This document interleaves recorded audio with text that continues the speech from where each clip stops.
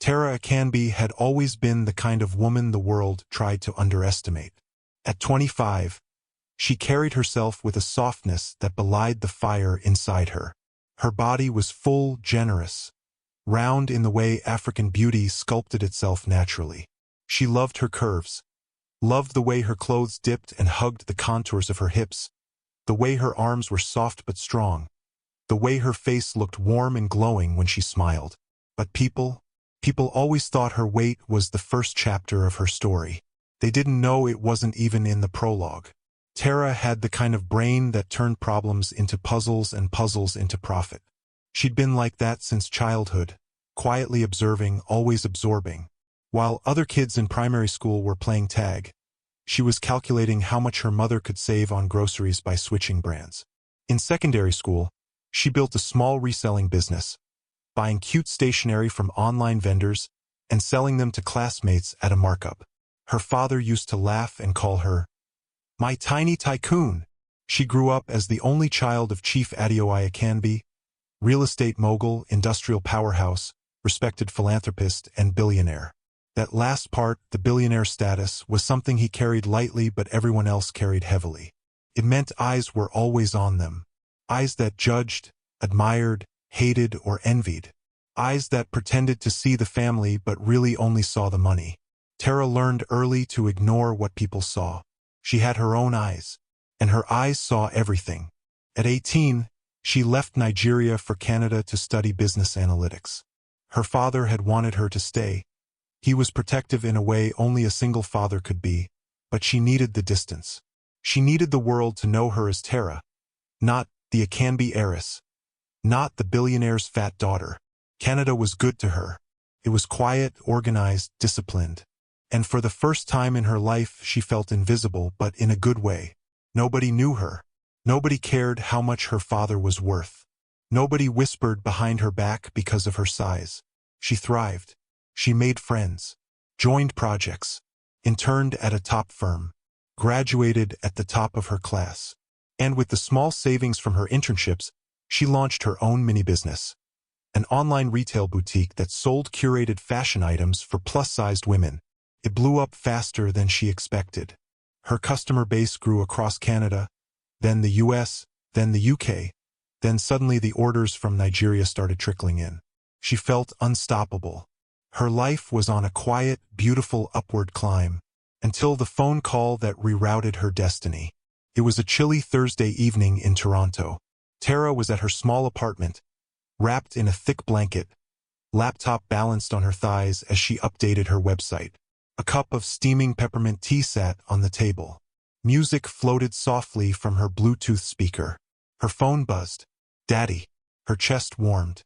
She always loved hearing from him. She picked up. "Hello, Daddy." His voice cut her off. Deep, serious, a little too strained. "Tara, my daughter." Her smile fell a little. "Daddy? Are you okay?" "I'm fine," he said quickly, too quickly. I need you home." She sat upright. "What happened?" There was a pause, a heavy one. She heard him sigh, long and troubled. "Tara, it's time." "For what?" "To take over the company." She froze. The words echoed inside her like a distant drum. She wasn't sure she heard correctly. "Daddy?" She swallowed. "You mean now?" "Yes." He didn't elaborate, but she could feel the weight of it, the urgency, the exhaustion, the unspoken worry threading through his voice. Her heart thudded, fast and uneasy. "Daddy, you've been running a Canby group for over 30 years. Why suddenly?" "Tara." His tone softened. "I am getting older. I am tired, and I need someone I trust to step in." She pressed her palm to her forehead. "But Daddy, the board, the executives, they will answer to you," he said firmly, "as they answer to me.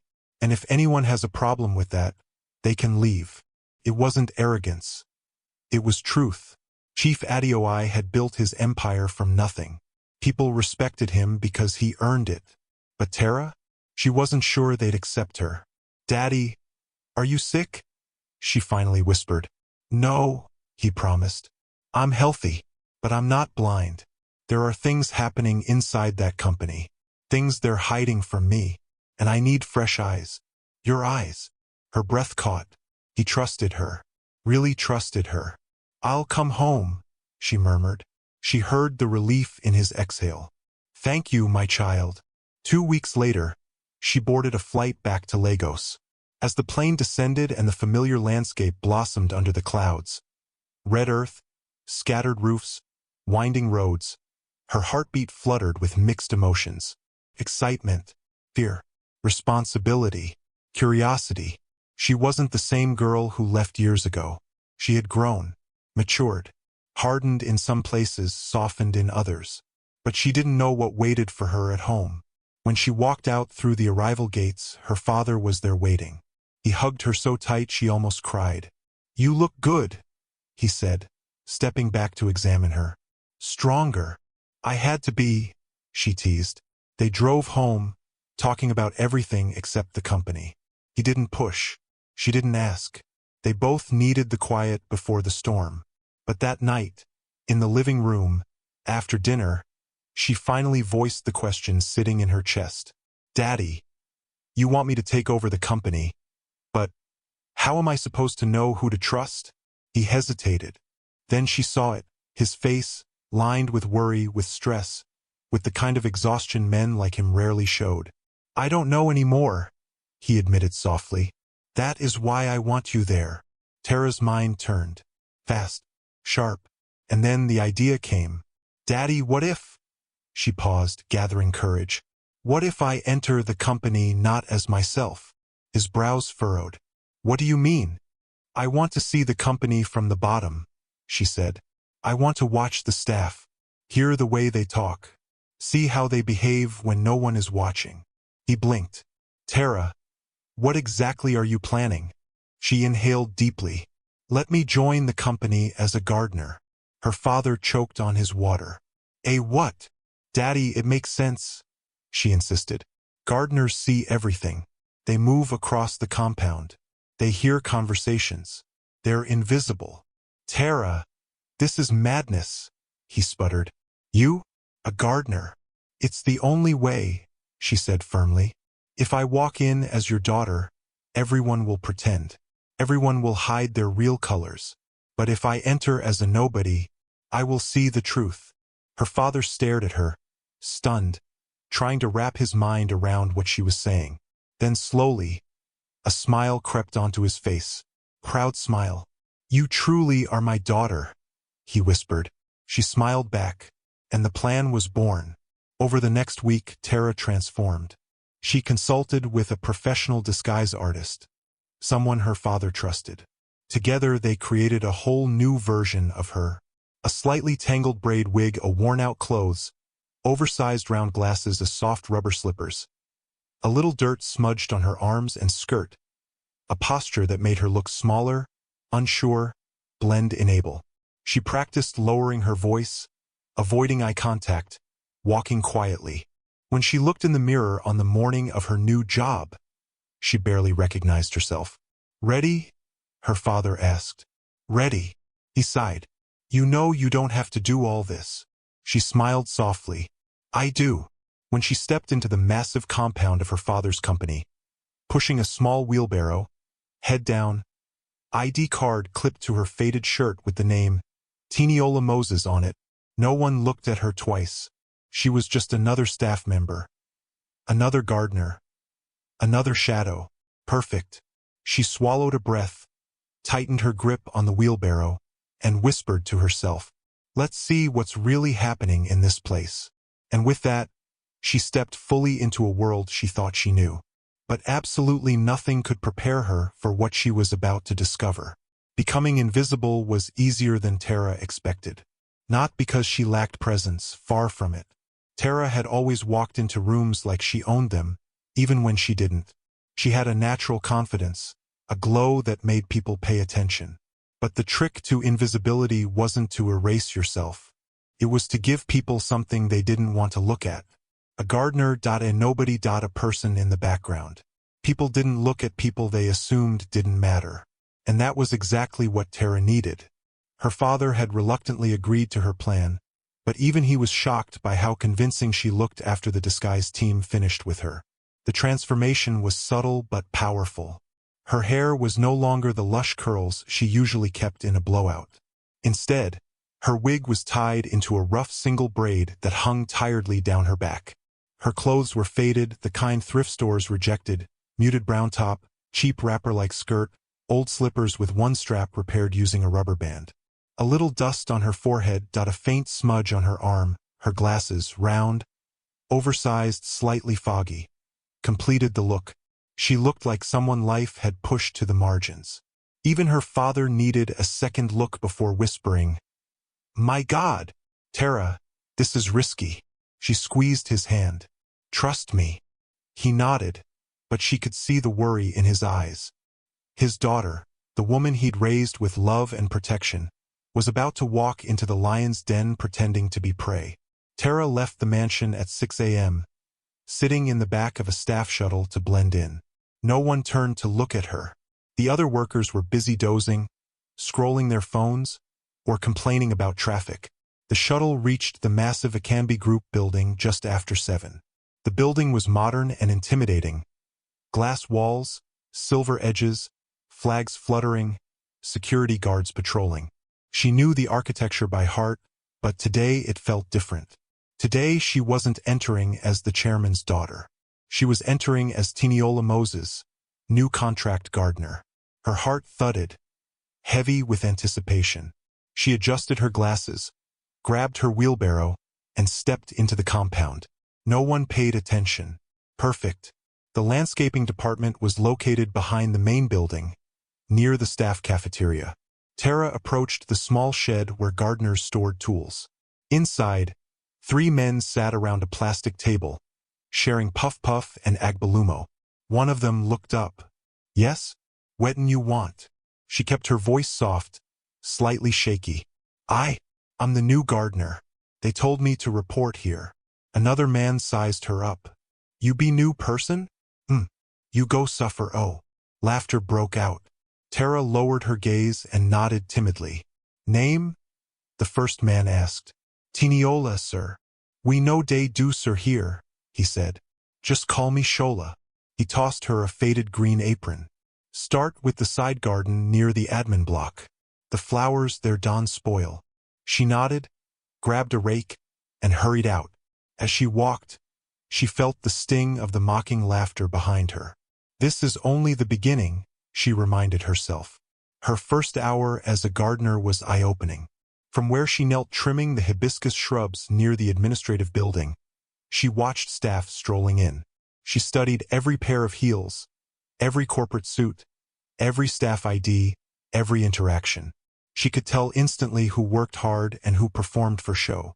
Some employees walked briskly, holding tablets, reviewing reports as they moved. Others drifted lazily, chatting loudly about useless topics. A group of 3 admin women walked past her. "Have you heard? Colin said the new intern looks like a goat," one said, laughing. "Ah, that man's mouth is fire," another one replied. They didn't even glance in her direction, as if she wasn't there. Exactly what she wanted. She encountered them properly 30 minutes later. 3 women from administrative support. Tara was watering a row of roses when they sat on a nearby bench with steaming cups of tea. "My sister," one of them began. "Have you seen Madame Cynthia today? That woman fine no be small. Fine coup? A beg she get body, she get money, and she get man." Another whispered dramatically. "Who?" "The operations manager." The third one scoffed. "Ah, everybody knows. That one no be gist." They all laughed. Tara kept watering, head low, heart noting every word. So the rumors were true. Collins and Cynthia. Interesting. One of the women suddenly glanced at Tara. Her eyes swept from Tara's head to her toes. "New Gardner." "Yes, ma." She wrinkled her nose. "She's so big." Tara pretended not to hear. "What did they even see in her during interview?" the woman muttered. "Maybe she cheap," another said. More laughter. Tara felt the sting but swallowed it. She wasn't here to prove anything. She was here to see. And already the company was showing its true colors. During her midday break, Tara went behind the logistics block.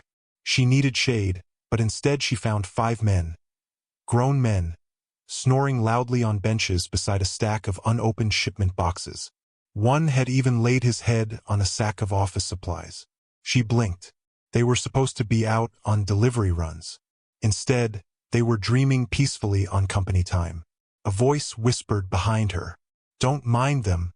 That's their daily routine." She turned. A young cleaner, petite with a friendly smile, stood holding a mop. "I'm Fatima," the girl said. "You're new, ABI?" Tara nodded. "Yes, first week." Fatima sighed. "Sorry. This company. You will see many things." "Like what?" Tara asked gently. Fatima looked around, leaned in and whispered, "Most people no day work. They just form GRA. It's only a few of us that actually do our job." Tara liked her instantly. Someone who noticed. Someone who cared. Fatima suddenly checked the time. "My supervisor will kill me if I stand too long. See you around." And she hurried off. Tara watched her go, a small smile forming. Not everyone here was a lost cause. At exactly 1:15 p.m., Tara had her first close encounter with the man she was most curious about long before she stepped into the company. Collins Bamadil, operations manager, charming devil in human form. He walked out of the central lobby like he owned oxygen. Tall, handsome, dressed in a fitted navy blue suit with a gold wristwatch that screamed, "Stolen money," louder than any alarm. His smile was smooth and practiced, the kind of smile that had fooled many women. He was speaking to someone on the phone, voice deep and arrogant. "No, I told you. If she doesn't give me what I want, she can kiss her job goodbye." He ended the call and turned, just as Tara stepped out from behind a flower bed. Their eyes met. For one slow second, he scanned her, head to toe to head. And then the smirk came. "New Gardner." "Yes, sir. You're interesting looking." Tara remained still. "I can teach you how things work here," he said, voice dropping suggestively. "No, sir. I will manage." His face hardened instantly. "Really?"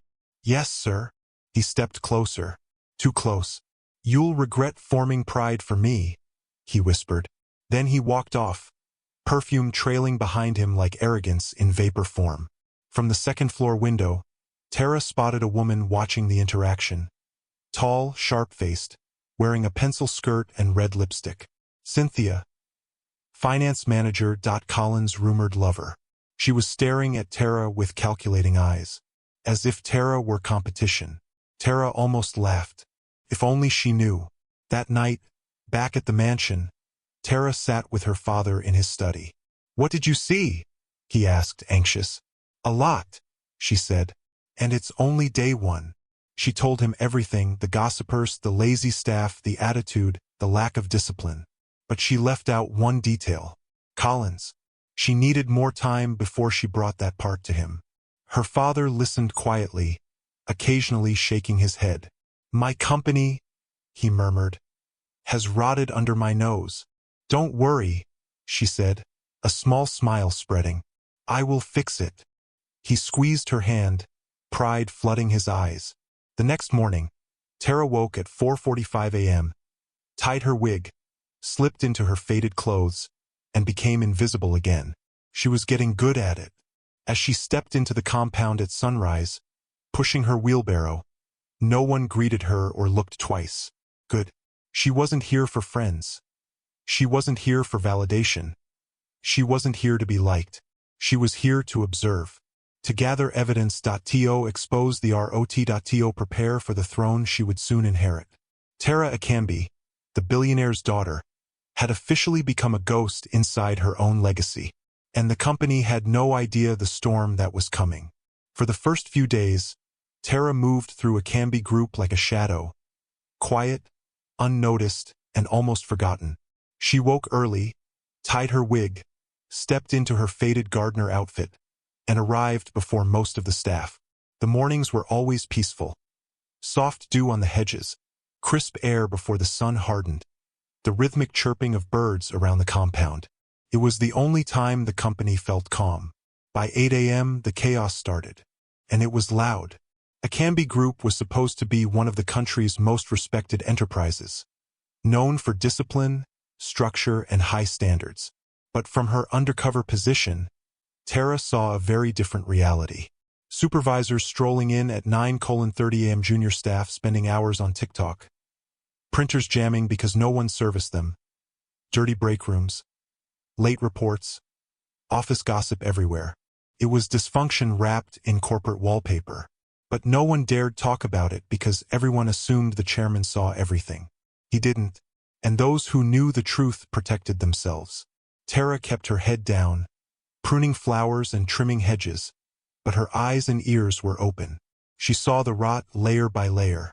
By the third morning, Tara had officially been accepted as part of the background, which meant the gossiping admin women no longer bothered to lower their voices around her. They sat at their usual bench near the fountain, sipping hot tea like it was holy water that fueled their tongues. "Have you people seen Collins today?" one of them asked dramatically. That man is fine Shah," another replied. "But his mouth is sharp like blade." The third woman hissed. "Fine for what? Abeg, the man is useless. He's only good at using women." Tara paused from trimming the rose bushes, pretending to adjust the sprinkler while listening without lifting her head. The first woman leaned forward, voice dropping. "You know that new intake from marketing? The slim one with curly hair." Yes, that fine girl. She resigned yesterday night. Just like that." "Why?" "Because Collins asked her to come to his office after work. She refused." Next thing, her appraisal report suddenly changed. Negative comments everywhere. The women gasped. "He really did that? My sister, that man has destroyed careers in this place. If you don't agree with him, he will make your life hell." The conversation hit Tara like a punch. She knew the man was arrogant. She knew he flirted too easily. But now she was hearing the truth. He wasn't only a nuisance. He was dangerous. The women continued talking. "And Cynthia is no better," one added, rolling her eyes. "Madam carries herself like queen, but she's just his handbag. And both of them are eating money like groundnut." Tara tightened her grip on her watering can. She wanted to go straight to HR and demand an investigation, but she reminded herself she couldn't reveal anything yet. She needed proof, and proof required patience. Later that day, Tara wandered toward the logistics yard, pretending to pick dry leaves, when she found the lazy five doing what they did best. Nothing. Two of them were lying on the grass. One was peeling oranges. Another was browsing football news loudly on his phone. And the fifth was bragging. "Omo, at the end of this month, I must hammer. Overtime go pay die." Tara blinked. Overtime? These men slept more than her cat back in Canada. Another man laughed. "Guy, you know say we no day do anything but the system no day know. Nah my supervisor help me fill the sheet. Nah why I day loyal to am. Man must chop." Tara's jaw clenched. Ghost overtime. Fabricated work hours. Supervisor collaboration. This wasn't just laziness, this was fraud. But she said nothing. She simply cut a few weeds and left quietly, ignoring the fact that the men didn't acknowledge her presence. She was invisible. And that invisibility was turning into a weapon. By Thursday, Collins had fully taken notice of her. He liked to walk around the compound at random hours, sometimes to look important, sometimes to hunt for vulnerable women to corner. This time, he found Tara sweeping near the entrance. He slowed down. "You again," he said with a smirk. Tara kept sweeping. "Good afternoon, sir. You don't talk much." "I'm working, sir." He stepped closer, lifting her chin with a finger. "You're a big girl. You should smile more. It will make you look softer." Tara stepped back, lowering her gaze to hide the disgust rising inside her. "Sorry, sir. I need to finish here." Collins stared at her, eyes narrowing. "You're forming hard to get. You don't know who I am." She bowed her head. "I'm sorry, sir. That's more like it." He smirked and walked away. Tara exhaled sharply. Inside, she was burning, but she forced herself to stay calm. Recording him now would alert him. She would wait for him to slip. She knew he would. Men like Collins always did. That afternoon, she witnessed something she hadn't planned to see. She was watering the shrubs near the finance department when she heard raised voices through an open window. She froze. Inside were Collins and Cynthia. "You said the chairman would be traveling," Cynthia hissed. "Now he's calling emergency meetings every week." Collins paced. "Relax. The old man suspects nothing." "Don't be so sure," she snapped. "If he checks the books, we're dead." Collins scoffed. "He won't. He trusts you. That trust is exactly why he will check." Tara's heartbeat raced. They were worried. They were hiding something significant. She leaned closer, pretending to pick a fallen leaf. Then she heard it. "We need to clean the accounts before month-end," Collins said, "and delete the old payroll records." Tara's heart froze. Delete payroll? They were stealing and planning to cover their tracks. She quietly backed away and walked off before anyone saw her. The web was bigger than she thought. Friday afternoon, something happened that shook her more than she expected. She was carrying a bag of soil past the cafeteria entrance when Collins and Cynthia stepped out together, laughing loudly. Collins looked at her and smirked, then whispered something to Cynthia. Cynthia burst into loud laughter. "Look at her legs," Collins said, not quietly enough. "Like 2 bags of Gary." Cynthia giggled. "Her thighs are wrestling with each other."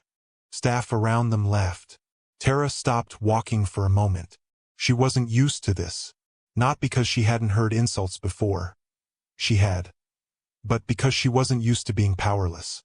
As Tara Canby, billionaire's daughter, nobody talked to her like this. But as Tiniola the Gardner, she was fair game. Her face burned, but she forced herself to walk away. Not a single person defended her. Not even one. And that told her something important. This company didn't just have corruption problems, it had culture problems. People were scared. People were selfish. People were weak. And people were tired. She could sense it. The few hardworking staff walked alone, avoided drama, kept their heads down. Fear had become currency here, and Collins and Cynthia were the landlords. Later that evening, Tara sat alone on the grass behind the building, pulling off her gloves and breathing in the sunset.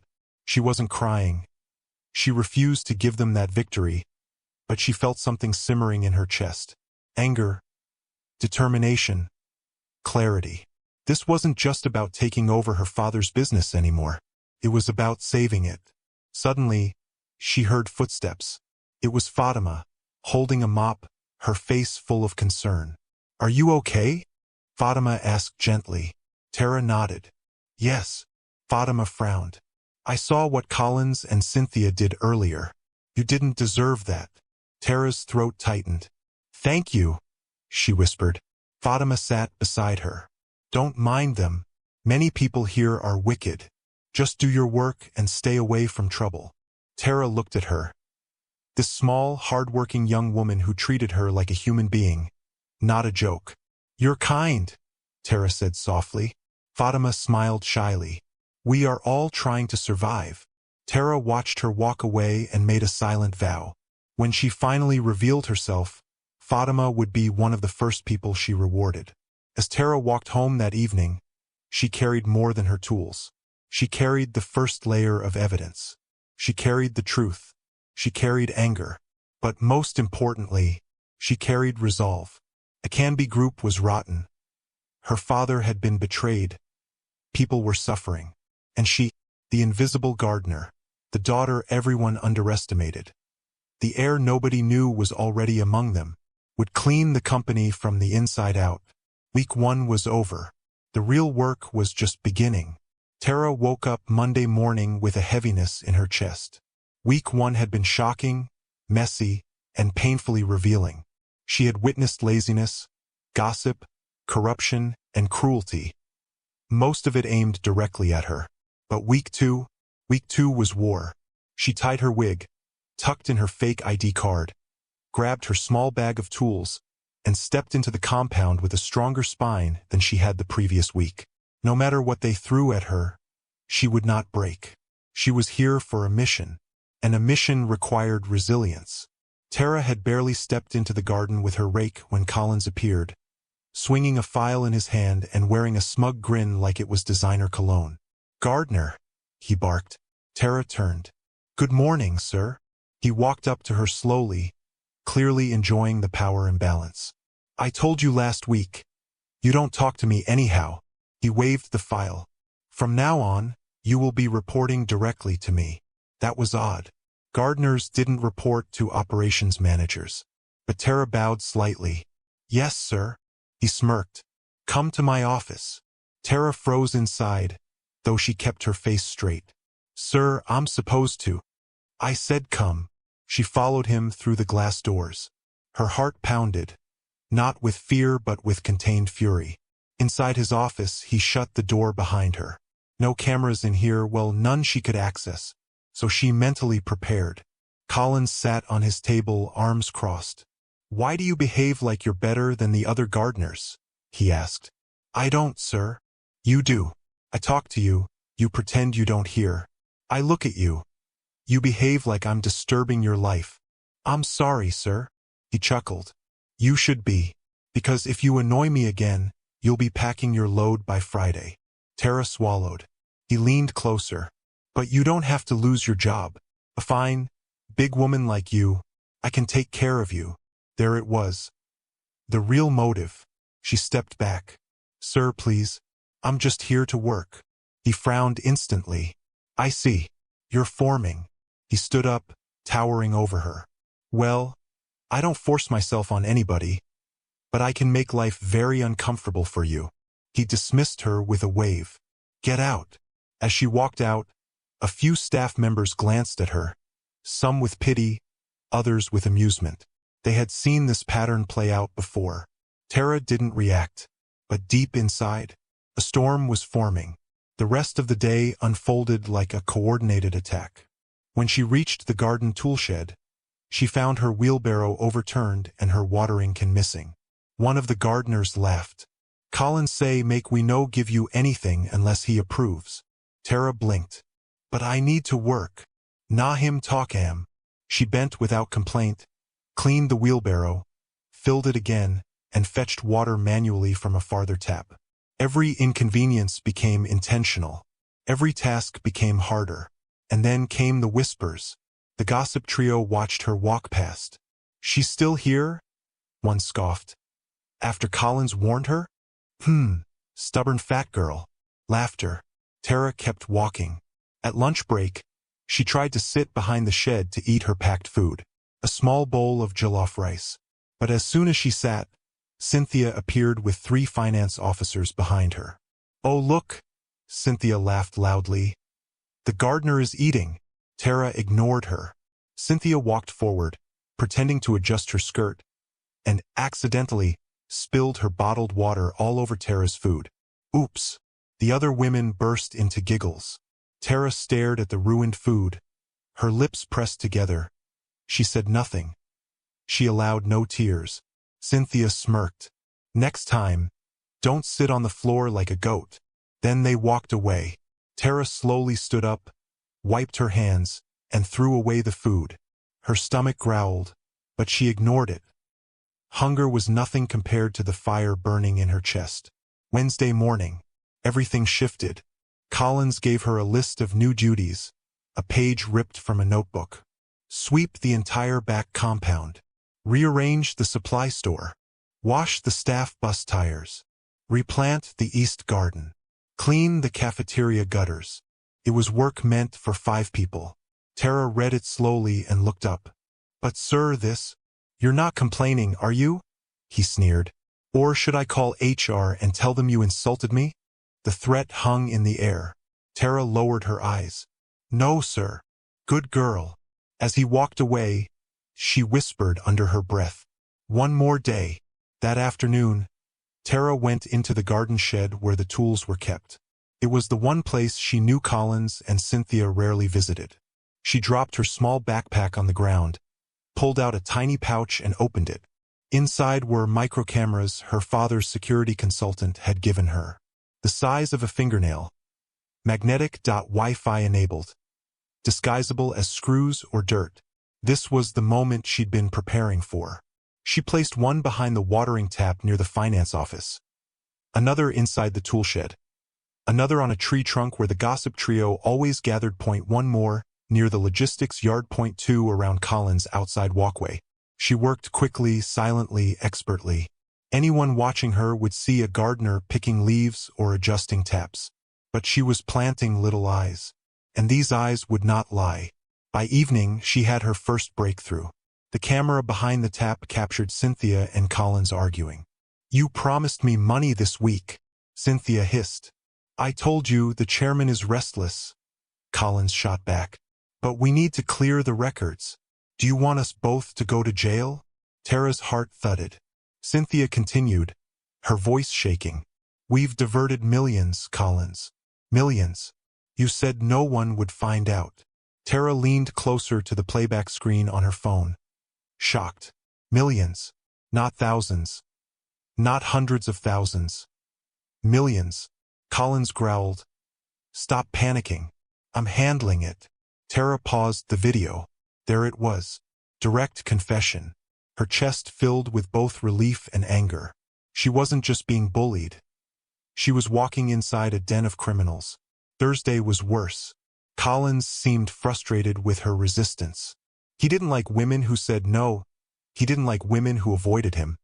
He didn't like not being in control. So he escalated. He ordered her to mop the entire cafeteria floor during lunchtime, while people were still there. So the gossip trio snickered loudly. The lazy five snapped their fingers and called her waitress.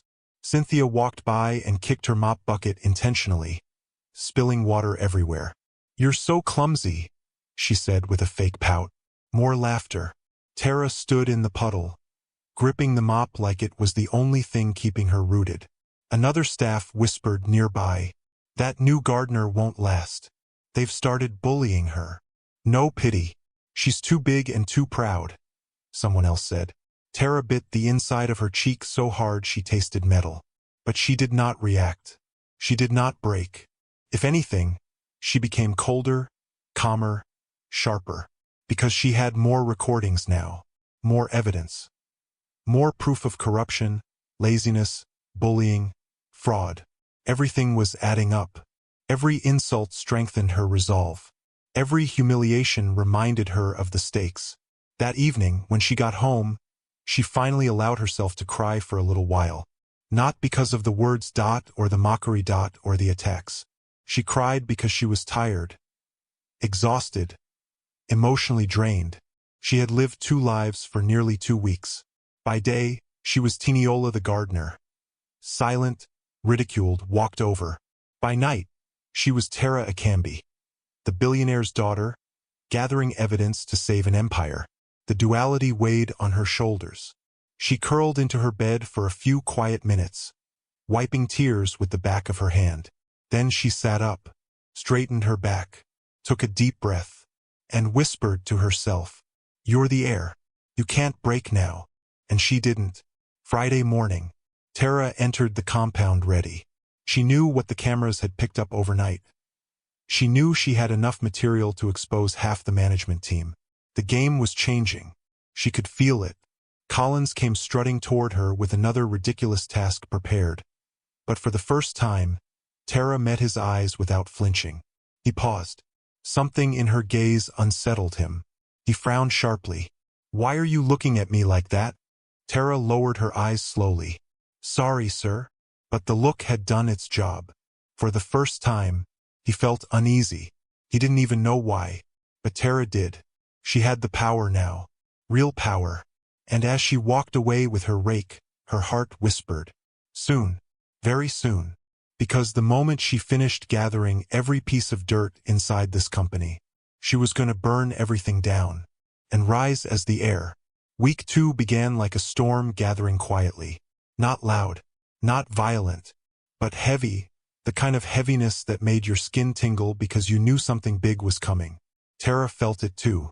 The more she watched, the more she realized the company was not just mismanaged. It was decaying from the inside. Corruption wasn't sprinkled here and there. It was rooted deep, like cancer slowly eating away at the soul of a Canby group. The deeper she dug, the more she uncovered, and the more her father's voice echoed in her mind. I need your eyes. She was grateful he trusted her. She needed that trust now more than ever. By the middle of the week, Tara had fallen into a routine, one that would have broken a lesser person. Wake up by 4:45 a.m. Put on the disguise. Ride the shuttle. Arrive before dawn. Pick up tools. Become invisible. Repeat.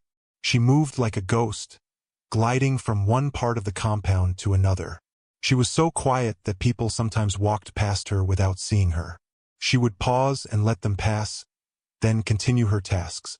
But inside, she was exhausted.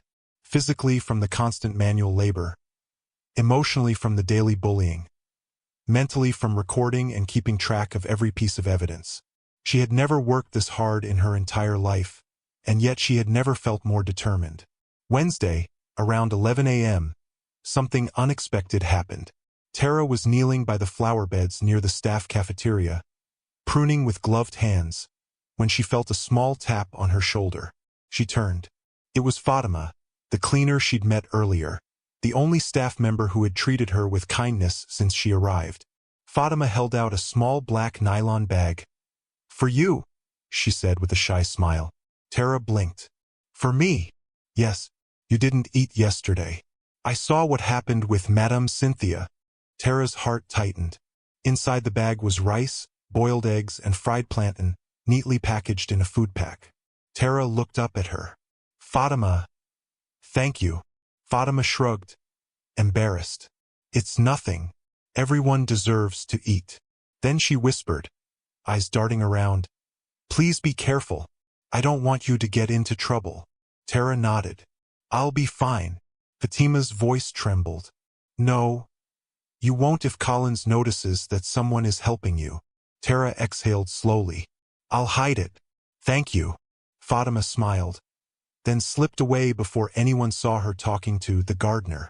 Tara sat back on her heels, feeling something warm crack through the ice that had formed inside her. Kindness. She hadn't realized how much she needed it. Later that same day, Tara overheard something she wasn't supposed to hear.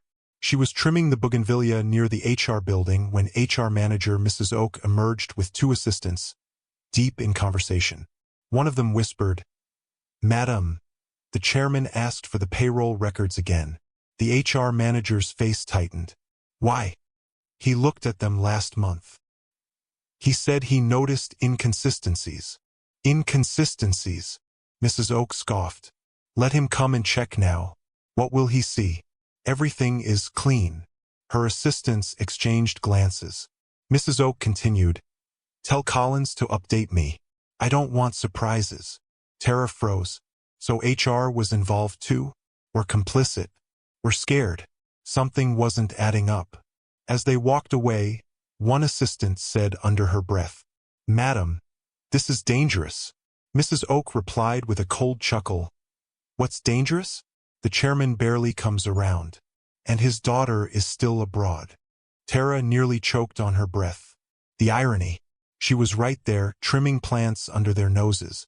Tara learned quickly that staff had loose mouths around people they considered unimportant. Gardeners, cleaners, drivers, security guards. Invisible people saw everything. And 2 days later, that invisibility led her to the most important discovery of the week. It was Thursday afternoon. Tara was clearing leaves near the finance department when she noticed something strange. Cynthia and another finance officer slipped into a small back office she had never seen open before. The door closed fast, too fast. Tara's curiosity rose like steam. She pretended to adjust the sprinkler, inching closer.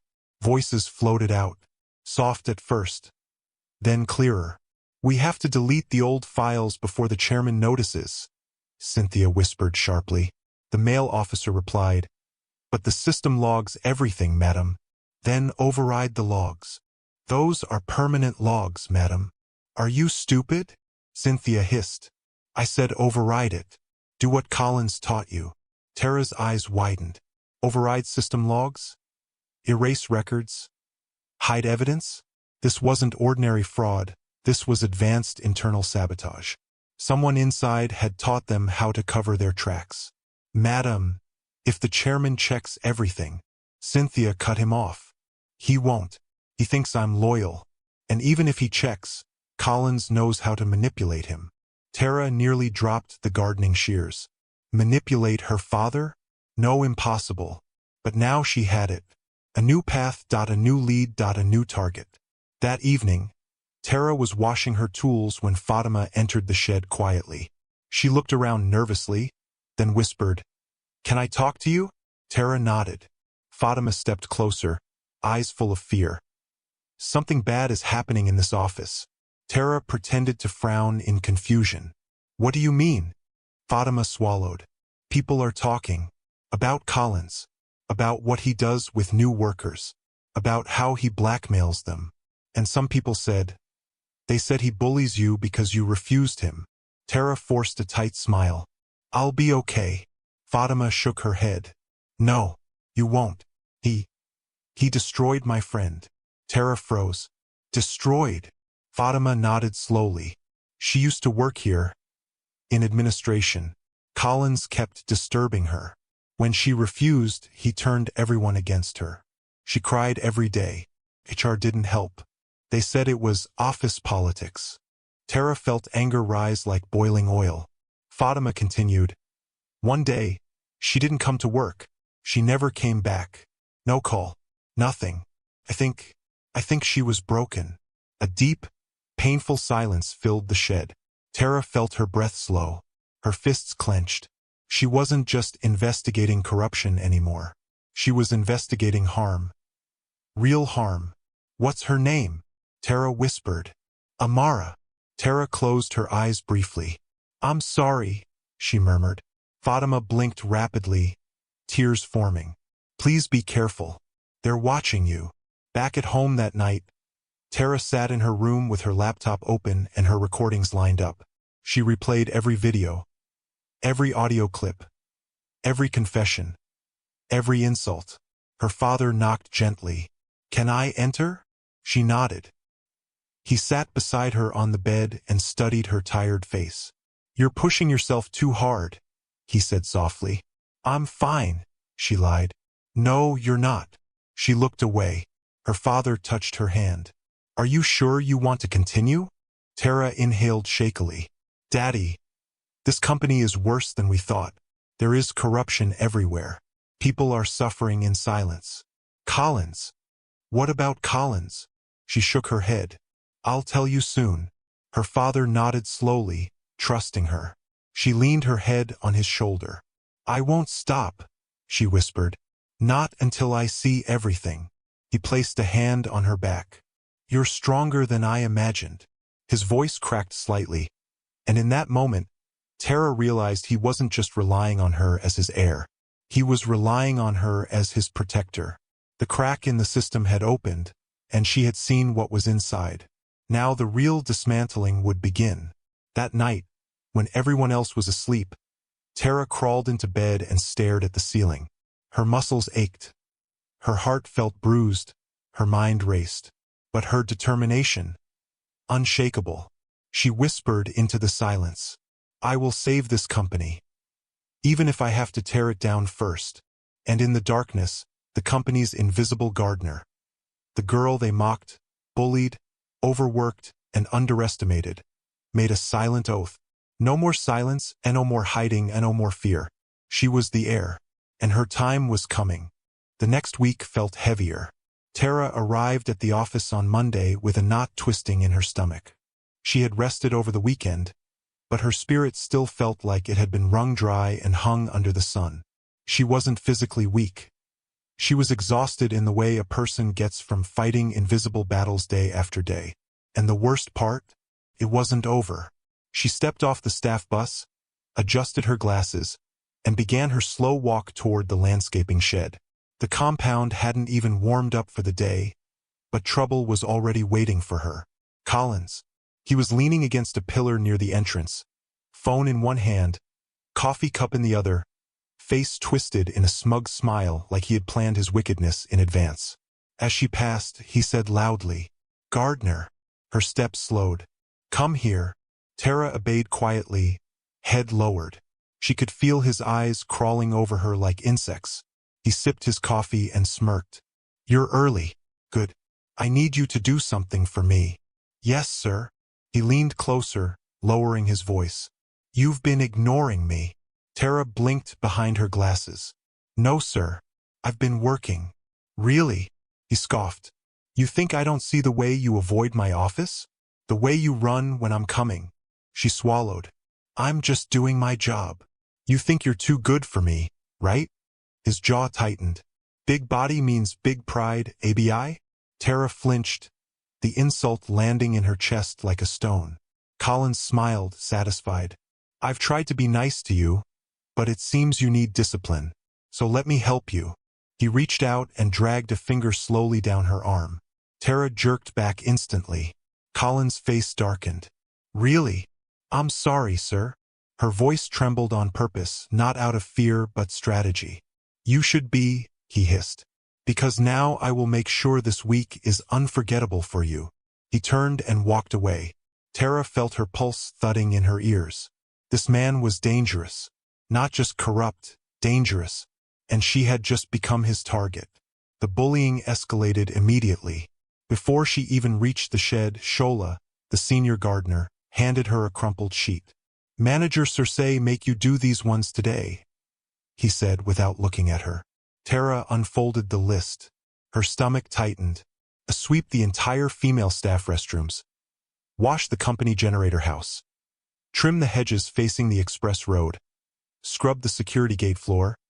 Repaint the old flower pots behind the cafeteria. This was not Gardner work. This was punishment. "You're giving me all this alone?" Tara asked gently. Shola shrugged.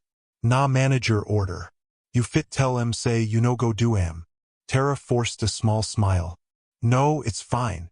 He snorted. "Good luck." By 10 a.m., Tara was covered in sweat and dust.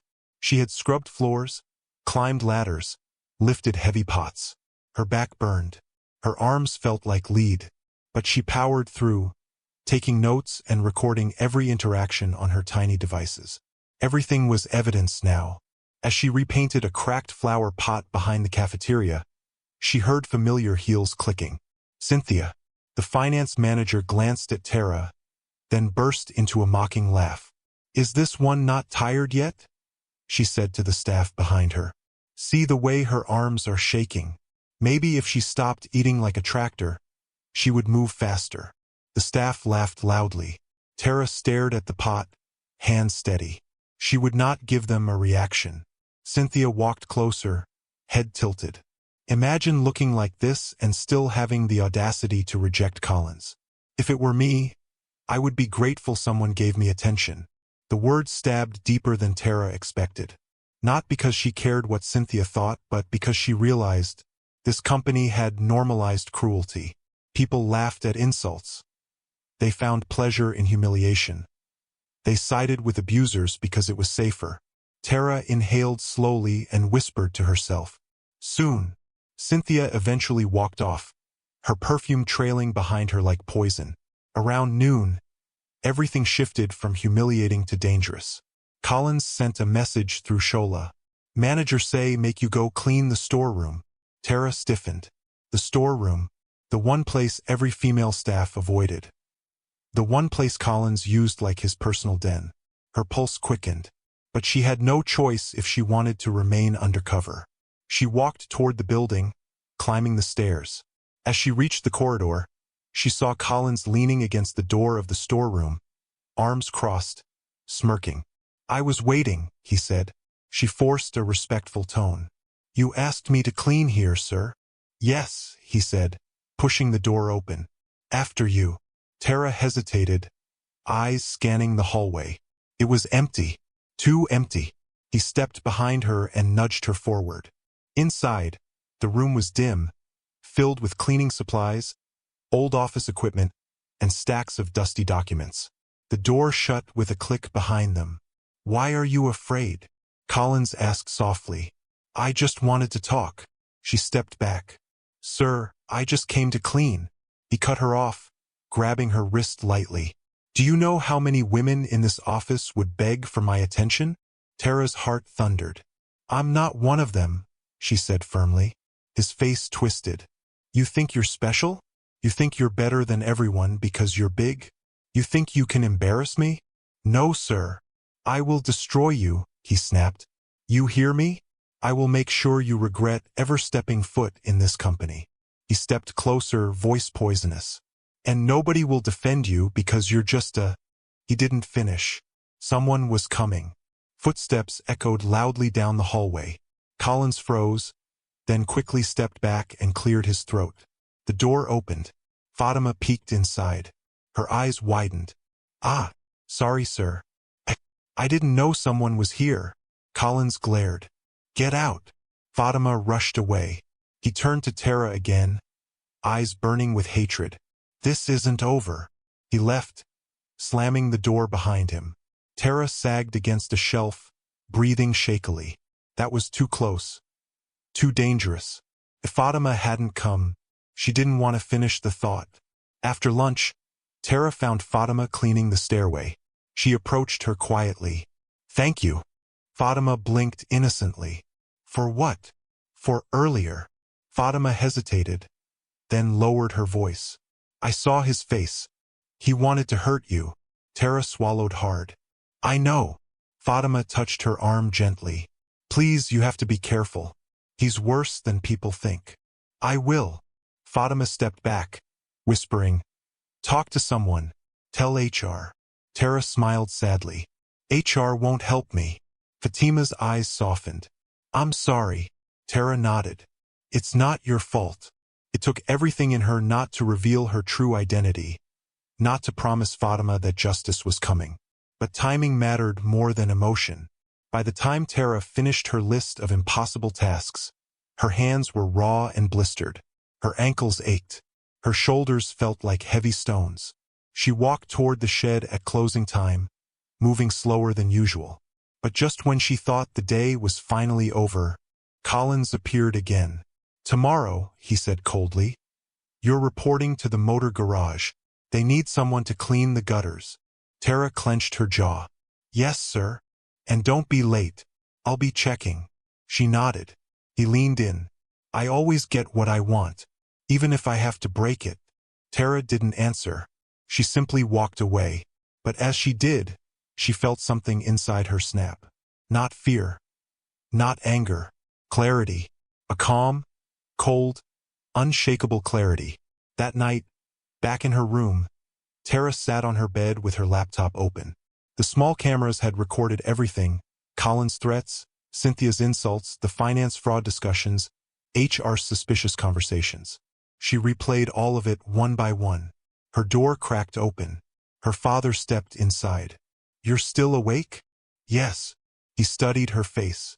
You look tired. I'm beyond tired. He hesitated. Do you want to stop?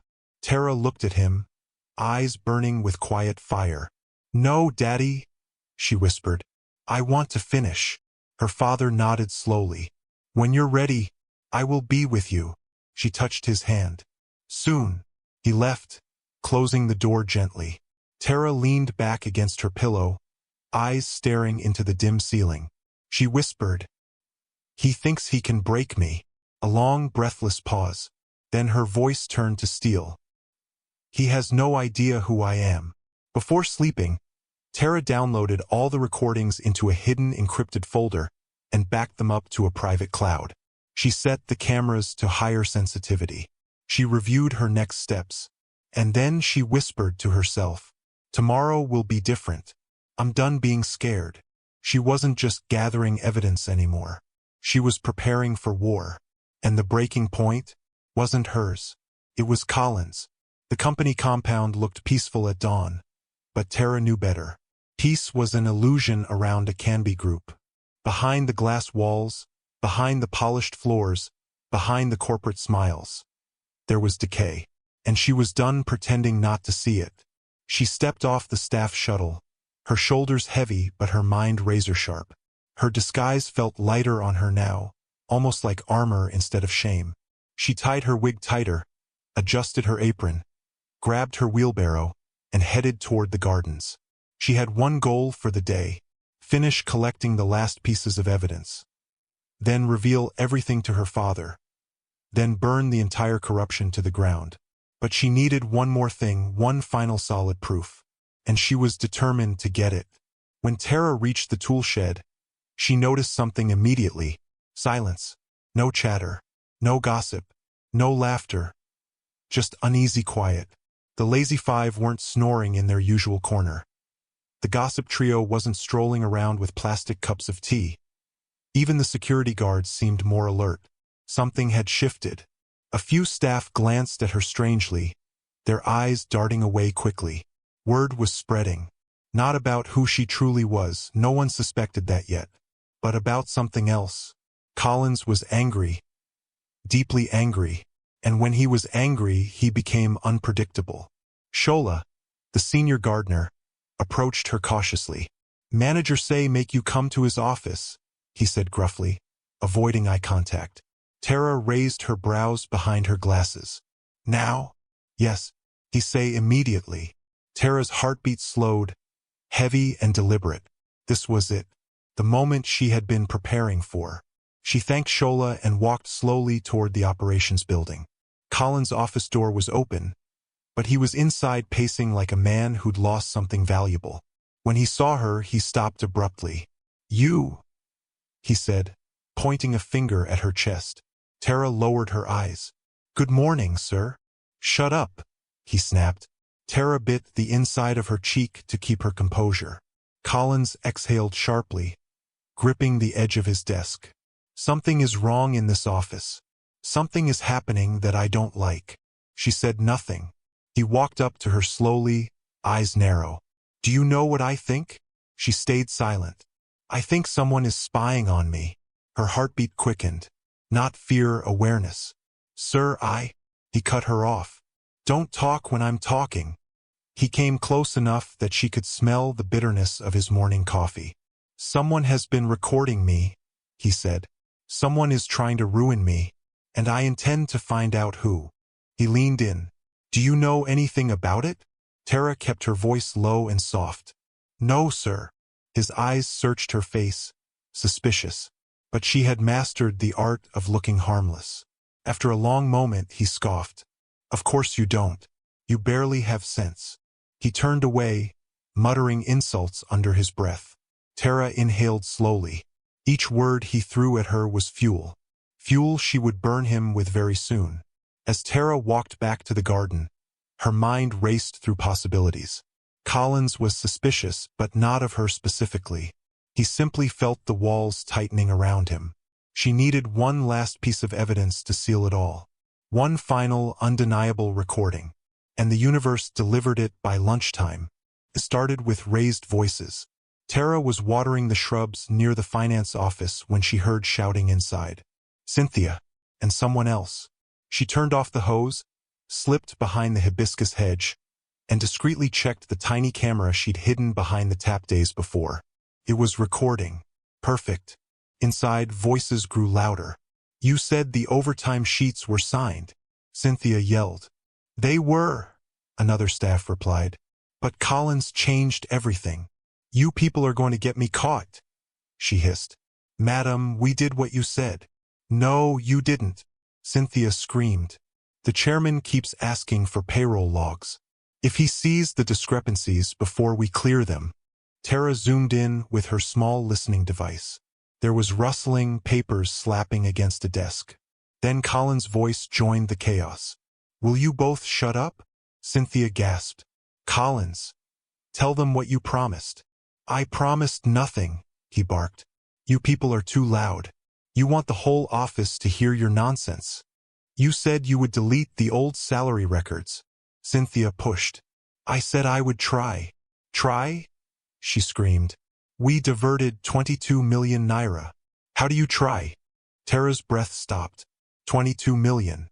It wasn't thousands. Not even millions. It was 10. The camera caught everything.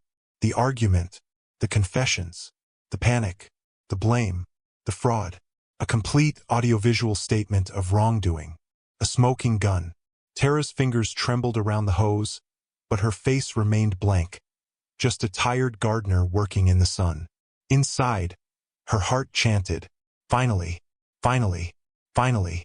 Hours later, as the sun sank behind the buildings, Collins wandered outside the office looking agitated. He spotted Tara sweeping near the cafeteria. Perfect. He marched toward her. "You," he snarled. Tara stopped sweeping. "Are you following me?" he demanded. "No, sir." "Are you spying on me?" "No, sir." He glared. "Then how do you always appear when I'm angry? You are everywhere. In my face. Near the finance office. Sweeping where you shouldn't be." Tara blinked. "Sir, those are my assignments." He leaned in close. Too close. "You lie too much for a big girl." A few staff watched from afar. He grabbed her broom and flung it across the pavement. Tara inhaled sharply as the broom clattered loudly. Gasps rippled through the hallway. Collins pointed a finger in her face. "I swear, if I find out you are involved in anything happening in this office, I will make your life a nightmare. A living hell." Tara said nothing. She simply bowed her head. Silent. Still. Unbroken. Collins stormed off. But Tara didn't move yet. She couldn't. Her heart pounded furiously inside her chest. Not from fear. From decision. She had reached her limit. She had enough recordings. Enough evidence. Enough witnesses. Enough proof. It was time. Tara returned home that evening bathed in dust, sweat, and fire. She didn't even change clothes before entering her father's study. He looked up, startled. "Tara? What happened?" She pulled out her laptop. Her hands shook. Not because she was scared, but because the weight of everything she had held in was crashing forward all at once. "Daddy," she whispered, "I'm done collecting evidence." Her father's brows knitted. "What evidence?" She met his eyes, and the dam broke. "All of it," she said. "Fraud, ghost workers, missing funds, forged signatures, sexual harassment, abuse of power, bullying, overtime scams, payroll manipulation, theft, 22 million in diverted funds, false reporting, everything." Her father stared at her in growing horror. "Tara, I recorded everything," she breathed. "I caught them all." She opened her folder, pressed play. Video after video rolled. Collins threatening her. Cynthia mocking staff. Finance staff admitting fraud. Overtime scams. Ghost worker lists. Conversations about deleting logs. Her father sat frozen, his hand covering his mouth. When the last video ended, the room was so silent that Tara could hear her own heartbeat. She looked at her father. He looked broken, angry, ashamed, heartsick. "Tara," he whispered hoarsely, "you saved my company." Tears welled in her eyes. She shook her head. "Not yet." He straightened slowly, wiping his eyes. "What do you need?" he asked, voice deepening. Tara exhaled. She spoke only 2 words. "Come tomorrow." Her father nodded once. A heavy, powerful nod. Then he picked up his phone. "Prepare my convoy. Call the police commissioner. Call the EFCC chairman. Call legal." Tara watched quietly. The storm she had been preparing had finally arrived. And tomorrow, the Canby Group would face Judgment Day. She slept that night with a calm she hadn't felt in weeks. Tomorrow would be the end of their corruption, and the beginning of her reign. Morning at a Canby Group usually began with casual chatter, lazy footsteps, and workers dragging themselves into the compound like sleepwalkers. But today felt different. There was tension in the air, sharp, electric, almost metallic. The compound was too quiet. The staff walked like they were stepping on eggshells. Even the gossip trio whispered instead of yelling. No one knew what was wrong, but they all sensed something was coming. Something big. And they were right. Tara arrived at 6:45 a.m., stepping out of a regular staff shuttle like she always did. She wore her Gardner disguise. Faded skirt, apron, old slippers, hair in a rough braid. She looked like nothing. Nobody. A simple worker. But her eyes were different today. Calm, cold, focused. Today she wasn't here to hide. Today she was here to end it all. From her spot near the gate, she saw the black SUVs long before anyone else did. Sleek engines, dark-tinted windows, security vehicles in a tight formation. Red and blue lights not flashing but present. Police, the FCC, her father's convoy. They moved like a silent army. Tara inhaled deeply. This was it. As the convoy approached the front entrance, staff froze mid-step. Someone dropped a file. Someone gasped loudly. Someone whispered, "Yezu," under her breath. Within seconds, murmurs spread like wildfire. The chairman is here? With police. Is someone getting arrested? What happened? Why today? Every department felt it. People rushed to fix their clothes. Managers scrambled. Secretaries panicked. Supervisors called each other asking what was happening. Collins stepped out of the operations block at that exact moment, adjusting his tie and frowning. He walked toward the commotion, thinking, as usual, that he was needed. One of the security guards blocked his path. "Sir," the chairman asked everyone to report to the conference hall immediately. Collins puffed out his chest. "Everyone? Including me?" "Yes, sir. Everybody." He grinned smugly. "Good. I'll sit at the front." If only he knew. Tara watched him walk away, shoulders high and arrogant. Today would humble him. It took almost 30 minutes to gather the entire staff, from senior managers to cleaners to drivers. The conference hall buzzed with fear and confusion. No one had ever seen the chairman call a full company emergency meeting. The gossip trio whispered rapidly. "Is it financial trouble? Maybe the chairman wants to reshuffle management. What if he's retiring?" The Lazy Five looked scared, for once that HR looked like they knew something was wrong. Finance staff fidgeted in their seats. Cynthia sat near the front, crossing her legs elegantly, pretending to be calm. And then, Collins strutted in. He sat confidently in the front row, directly facing the podium. He looked smug, untouchable, large. Tara entered last, head bowed, blending into the far back of the hall. Nobody looked at her. Perfect. Silence fell sharply when the door opened and Chief Adeoye Akanbi walked in. The chairman, the founder, the lion of Akanbi Group. A man whose presence alone commanded respect. People stood automatically. Behind him were uniformed policemen and EFCC officers. Not with guns drawn, not aggressive, just present, solemn, authoritative. He stepped to the podium, his expression carved from stone. "Sit." Everyone obeyed instantly. Chief Adeoye scanned the room slowly, his eyes lingering on each department like he was weighing their souls. "When I call a meeting," he began quietly, "it is because something important has happened." People shifted nervously. "But today," his voice deepened, "something unforgivable has happened." A ripple of fear spread. Collins straightened in his seat. Cynthia's lipstick smile tightened. The chairman continued, "For months, I have received reports that did not match the true state of this company. I suspected lies, corruption, and misconduct." He paused. "But I needed proof." He looked toward the door. "And I got it." Murmurs rippled through the hall. "Proof? From where? From who?" Then the chairman said the sentence that shattered the room. "Bring her in." Everyone turned toward the entrance. The doors opened, and the Gardner walked in, slow, quiet, head bowed. Tara. She walked down the aisle. The same aisle where they mocked her, ignored her, insulted her, stepped on her dignity like dirt. Today she walked it with grace. Every step felt like reclaiming something stolen. People squinted, confused. Why is the Gardner here? What is going on? Did she do something wrong? Even Cynthia frowned. Collins smirked. He whispered to the person beside him, "Maybe they caught her stealing flowers." He laughed at his own joke, until the chairman placed a hand on Tara's shoulder and said, with a voice that shook the room, "This is my daughter." Complete silence. Tara lifted her glasses, removed her wig, stood tall. Gasps exploded across the hall. People jumped up. Some covered their mouths. Some looked like they might faint. One of the Gardners dropped his cap.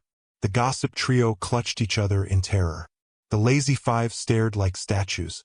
Cynthia's jaw fell open. And Collins turned pale. White pale. Like blood had been sucked out of him. Chief Adeoi stepped aside so Tara could speak. She faced the crowd. The same crowd that mocked her, bullied her, insulted her weight, her clothes, her job. She wasn't shaking. She wasn't scared. She was powerful. "My name is Tara Akambi," she began. "And for the past month, I have worked here as a gardener. I wanted to understand what this company had become." People shifted uncomfortably. "I saw everything." Her voice grew colder. "The lies, the laziness, the gossip, the bullying, the fraud, the manipulation, the abuse of power, the theft of millions."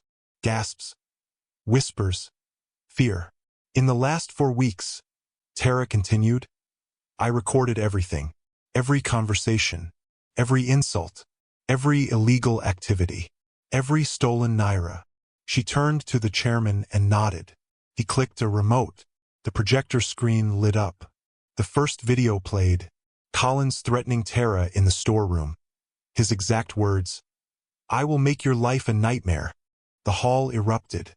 People cursed. Women gasped in disgust. Even senior staff looked horrified. Next recording. Cynthia and Collins discussing the diverted funds. "We have taken 22 million. Delete the records." Cynthia covered her face with her hands. Then video after video rolled. Lazy staff sleeping. Gossipers mocking Tara.h are discussing ways to hide discrepancies. Finance manipulating payroll sheets. Supervisors forging overtime. Each clip was a blow. Each revelation was a thunderbolt. By the time it ended, the hall was trembling with shock. The chairman stepped forward. "Mr. Collins Bamadil," he said sharply. "Stand up." Collins remained seated, frozen. 2 policemen approached. Suddenly, Collins sprang to his feet and tried to run. "No, wait, it's not me. It's a setup. Officers grabbed him. Staff screamed. Cynthia tried to slip out through a side exit, but EFCC officers cornered her. "Madam, please come with us." No, I didn't do anything." Her voice cracked hysterically. She clawed at the air as they handcuffed her. Multiple staff cried. Some shook their heads. Others whispered prayers. But Tara? She watched silently. Justice was finally moving. Once Collins and Cynthia were escorted out, the chairman addressed the hall again. "Today," he said, "this company is being reborn." He looked at Tara. "My daughter will now take over as CEO." Silence. Then applause. Soft at first. Then louder. Then thunderous. Tara felt her chest warm. Not from pride, but from relief. She had survived. And now she would rebuild. As staff began dispersing, some crying, some afraid, some relieved, Tara stood at the podium one last moment. She whispered to herself, "They thought I was nothing." A calm, steady smile lifted her lips. "Now I am everything." Tomorrow would be the beginning of a new Akanbi group. Clean, fair, strong. Hers. The conference hall felt like a different world after the arrests. The air was thick, buzzing with shock, fear, and disbelief. Some staff were still frozen in their seats. Some were whispering in frantic tones. Others were quietly crying, in relief or in terror. No one could tell. Tara stood at the center of it all, tall and calm. Her Gardner disguise shed like dead skin. The woman they mocked, bullied, and humiliated was gone. The air stood in her place. Her father stepped back and gestured lightly. "Tara, continue." Her heart beat slower now. Steady, confident. She walked toward the podium again, every eye glued to her. Tara scanned the hall. She saw fear in the eyes of the gossip trio, guilt in the faces of the lazy workers, shame in supervisors who had protected corruption silently, nervousness in managers who didn't know yet if they were safe. But she also saw hope. In the eyes of hard-working staff who finally felt seen, the cleaners standing quietly at the back, the drivers leaning against the wall, Fatima, clutching a mop as if it were an anchor keeping her grounded. Tara inhaled deeply. I did not come here today, she began softly, to embarrass anyone. The room fell silent. I did not come to punish people for no reason. I did not come to prove anything about my family or my status. She looked down at her hands, then lifted her chin. I came because this company is broken. Whispers rippled across the hall. And broken things must be repaired. Tara continued, her voice steady. For 4 weeks I walked among you, as a Gardner, a nobody. I was insulted, mocked, bullied, given impossible tasks, called names. The gossip trio bowed their heads. I witnessed laziness, fraud, abuse of power, manipulation, corruption so deep that even my father did not see it. Her father's expression tightened painfully. And yes, Tara said, voice solemn, I was humiliated, deeply. Her voice didn't shake, but the room felt her pain. But I also saw kindness. She turned her eyes toward the back of the hall. Fatima. Fatima startled, almost dropping her mop. You are one of the most hard-working people in this company, Tara said, smiling softly. Compassionate, honest, dedicated. Fatima's eyes filled with tears. That is the kind of spirit we need in the new Akanbi group. The applause started small, then grew, then roared. Fatima covered her mouth, crying openly. The applause died abruptly when a commotion broke out near the doors. One of the supervisors, Mr. Lawal, suddenly rushed for the exit, pushing past staff. Open this door. Open this door now, he shouted. 2 officers blocked him. Sir, step back. I didn't do anything, Mr. Lawal cried. They forced me to sign things. Collins made me. Cynthia threatened me. Calm down, sir, the officer said firmly. I will not calm down. Please, don't arrest me. I have children. Tara watched with a mix of sadness and cold recognition. Guilt reveals itself fastest in panic. Her father signaled to the officers. Let him stay. We will review his case later. Mr. Lawal slumped to the floor, sobbing. The room stayed painfully quiet. Tara turned back to the podium. There is more, she said. Cynthia's earlier recording echoed in her mind. We diverted 22 million. Delete the logs. The room braced itself. This company lost over 22 million naira to fraud. A heavy gasp radiated through the hall. Money stolen through fake overtime, ghost workers, altered payroll, unauthorized bonuses, and forged approvals. Finance staff looked like they might faint. Some of you in this room were involved. A loud, distressed cry rose from somewhere near the middle. But many of you were victims, Tara continued. Victims of a toxic work culture. Victims of intimidation. Victims of leaders who failed you. Several staff wiped tears from their cheeks. Today ends all that. Chief Adeoye stepped to her side. I am ashamed, he said quietly. Ashamed that this company rotted under my watch. Ashamed that my daughter had to do what I should have done.